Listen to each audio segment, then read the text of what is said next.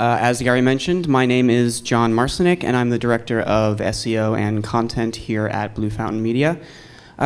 Today, I'm going to be uncovering the mysteries of the elusive SEO specialist and how the principles of search engine optimization can be applied to web design. But as Gary mentioned, we're not just going to talk about the pretty pictures on the page. We're actually going to walk through the process itself. So we start with planning and strategy, moving on to information architecture. We'll get into those tangible and tactical design elements themselves. And I've told both myself and our Chief Marketing Officer, Christina Shaw, that I won't get too technical here today.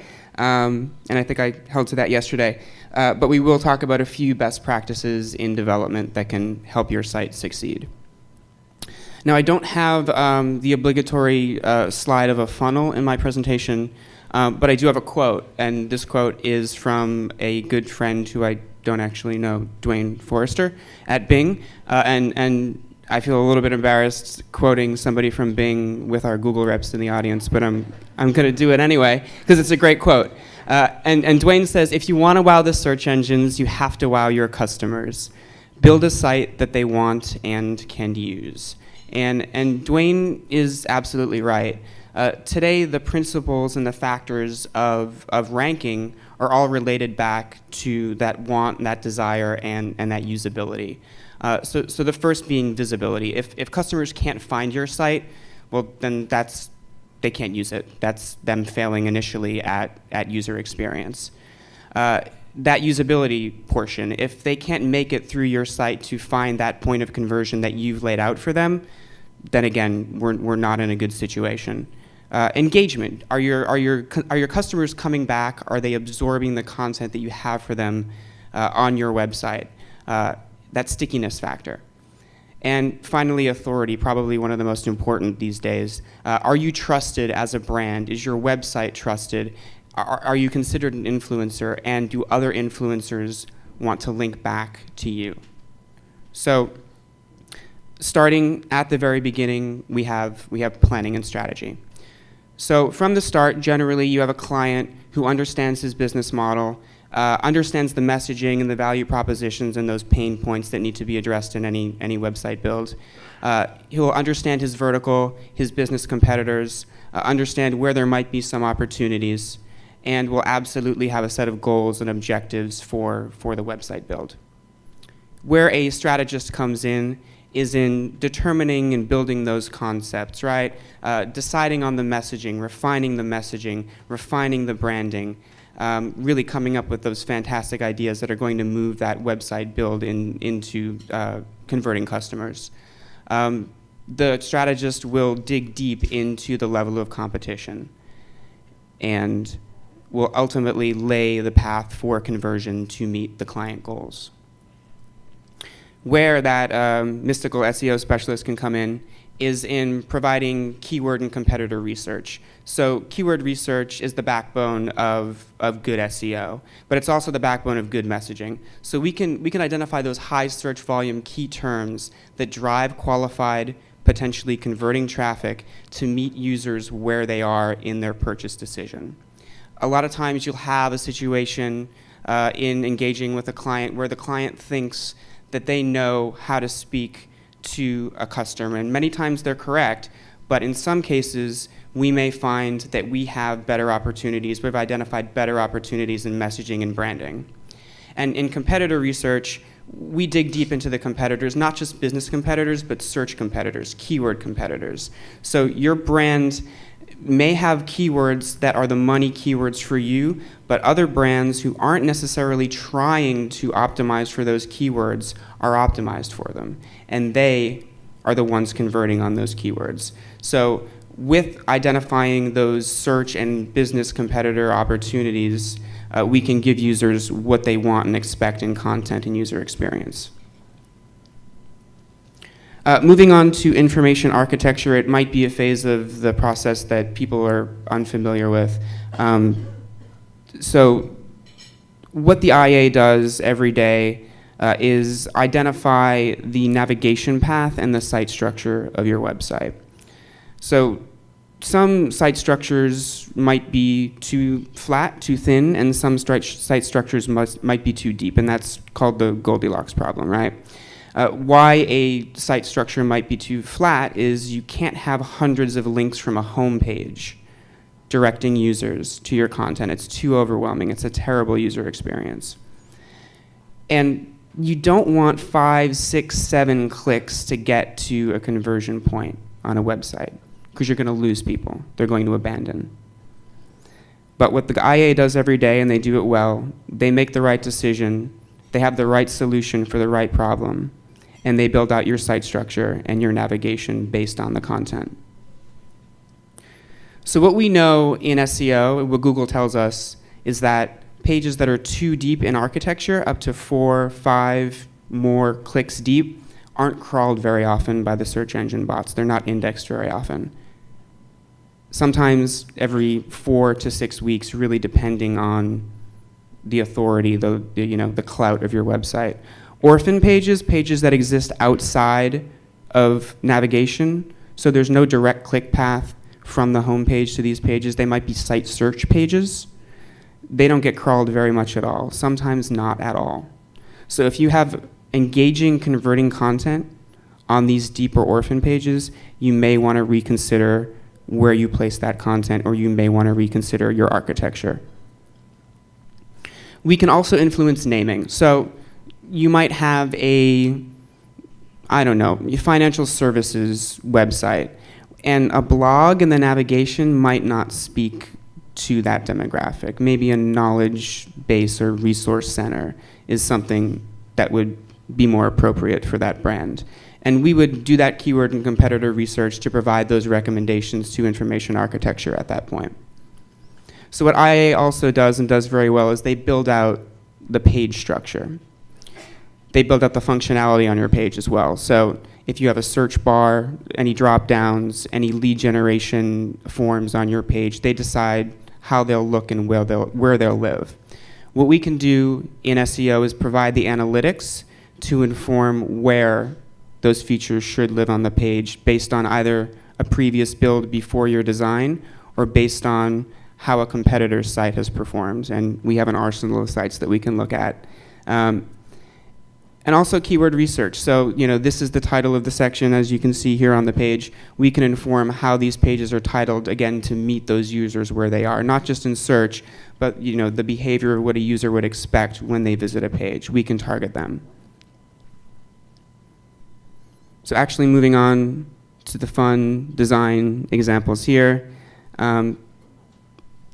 Relating back to those 4 key principles, you want all of your elements of a design to be crawlable. If it's not crawlable, it's not visible and it can't be found. Engaging relates directly back to engaging. And shareable, you want your content to be shareable, which relates back to engaging and relates back to authority. So let's dive into these. So there's actually nothing wrong with this slide, but if you decide to design your website in Flash or design elements of your site in Flash, there could be potentially something wrong with your site as far as crawlability and visibility is concerned. You may or may not have heard the story about the luxury apparel brand a few years back who spent hundreds of thousands of dollars designing their website in Flash only for it to disappear completely from the search engines, not just for their products and for relevant terms, but for their brand as well. So we don't design very much in Flash anymore, maybe the occasional element here and there. We do design in HTML5 and crawlable technologies. So just something to consider. This is the sort of thing that you need to look out for if you're encountering being hidden from results these days. Live text. So this is a perfect example of having a beautiful and dynamic looking homepage with it still being crawlable. This client here, Career Glider, is a fantastic career resource. They call out on the homepage here, get a detailed career profile. This looks like it's an image, but in fact it's actually text. So you can see behind the scenes in this bit of code. This is one of my very few technical bits in the presentation, I promise. You can see it's also tagged as an H1 tag. So an H1 tag is one of the most important elements for SEO on a page, probably after a title tag. This specifies to the search engines that this is what this page is about, getting a detailed career profile. It also specifies to users, because it's text, this is exactly what this page is about. So you can still have a beautifully dynamic and beautifully designed homepage without using something like Flash, and with it still being crawlable and optimized in text. So page layout, it's important in any page just to have the proper elements of a page laid out by a designer, oftentimes scoped out by an information architect. So here on this New York Bone and Joint page, we have something called a breadcrumb, which just allows for navigation between categories and between pages of a website. We have the sports medicine, the topic of the page, tagged as an H1, and we have the description of the page tagged as an H2. So this looks great to users. It's exactly what we're trying to send as a signal to a user, and it's exactly what we're trying to send as a signal to search engines. So this is an example of how a good page layout benefits both your users and the engines. So images. Images are one of the areas of a site when my team performs an audit that we notice are not usually well optimized. This image of a beautiful brown leather messenger bag is actually titled a bunch of random numbers underscore .png. When titling it brown leather messenger bag .png and giving it a nice image alt tag in the background would serve for this site to be displayed in image results. So normally you'd click in the back or on the top of Google and you'd go to images and you'd see those results. More and more these days, images are appearing halfway down the screen for many queries. So if you're not optimizing your images, you could potentially be missing out on an additional point of entry for users to come into your site. Video is a great use of engaging and shareable content. This video on one of my favorite clients, BioWars here, how to draw a digital comic book character, is not only optimized on the page, but is optimized on YouTube as well with this fantastic how-to call to action optimized tag. In addition, you have links coming from the YouTube page out back to the BioWars website. So right now, YouTube is the second largest search engine after Google. Bing, Yahoo, Ask, and AOL still don't make up the number of searches that YouTube sees on a daily basis. So if you're not optimizing your videos for YouTube and hosting them on YouTube, you could potentially be missing out on that additional point of entry back to your site. So when video is not enough, or when you have the opportunity to do something more with video, like in this example here of the Moz blog. Moz is a fantastic SEO resource blog. I recommend you check it out. Every week, Rand Fishkin, the owner, does something called Whiteboard Friday, where he sketches out on a whiteboard some best practices or use cases for SEO. And in this case, in addition to the video, he has that image of the whiteboard. He has that image tagged and named appropriately, so that image could potentially appear in search. In addition, below the video, he has a video transcription in plain text. And plain text is still the most important piece of optimization. We can optimize image tags all we want and tags for video, but the bots can't actually get into that video and understand exactly what you're saying. So text optimization is still king today. So shareable content, this is a really cool infographic we created for a brand called eComplish. When video and text won't do and you need a visual representation of data and information, infographics are a great opportunity. This one in particular was picked up by Yahoo Finance, Reuters, and Digital Journal. So when we talk about authority, those links coming into the eComplish site to this infographic are fantastic for search. They boost something called domain authority, and they boost keyword rankings on these key terms. So this is a fantastic opportunity. If you have a content plan and a content marketing plan, this is definitely something you should be doing. Mobile, right, okay. So by the end of 2014, mobile and tablet traffic is set to overtake desktop, which is a startling metric to me. This relates back to pretty much all of the elements of search, right? Especially engagement. So if you're not set up for mobile and a user visits your site and you don't have a good user experience, you come in from search, you've queried a key term, you arrive, you leave because you don't like what you see or you can't use it, that sends a signal back to the search engines that the result that they served for the query may not be relevant, and that could move you down in rankings for that term. So if you're not optimizing for mobile, if you're not developing and designing for mobile now, you should really consider doing so. So a few key best practices in development. I had hundreds to choose from, and I chose these three. The first, SEO preservation. Whenever you're doing a redesign or porting one site to another, SEO preservation is really important. Unique metadata, I'll just show you an example of an optimized title tag, and just two technical best practices that are kind of technical, but they are best practices and should be included in every good website build. So if you're redesigning, you're moving from a layout like this to a layout like this, and your URLs change from something like this to something like that, you want to put a 301 redirect in place. So what that 301 redirect does is it directs users who may have bookmarked or linked to your original URL to the new URL, so they don't get lost. They don't reach a 404 page or an error page. It has the added benefit of carrying over keyword rankings from that previous URL, remembering that sites don't rank for keywords, individual pages rank for keywords, right? So you want to make sure you carry that keyword benefit over. And if you have any links pointing to that from authoritative websites, you want to make sure you carry over that link juice of that page rank as well.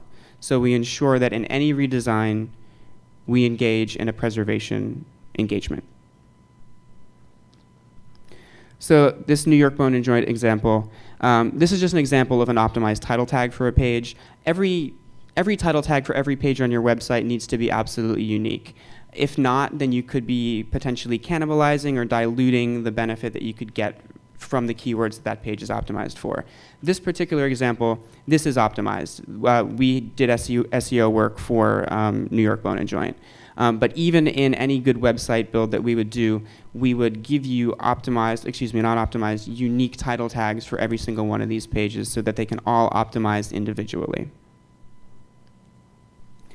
And those two dreaded best practices, the robots.txt file, which really just specifies to search engines areas of the site to not crawl or to crawl, and the location of your XML sitemap. And in the XML sitemap, that just specifies the pages in the order in which they should be crawled and any priorities. Great to have for any good website build, and just two of the best practices that I could show you here today. So tying it all back in, you can see that all of these elements help to build that site that users want, that desire, that fills that engagement, right? And elements that they can use, that usability. So keeping all of that in mind and applying just these best practices of search can help develop a marketable website.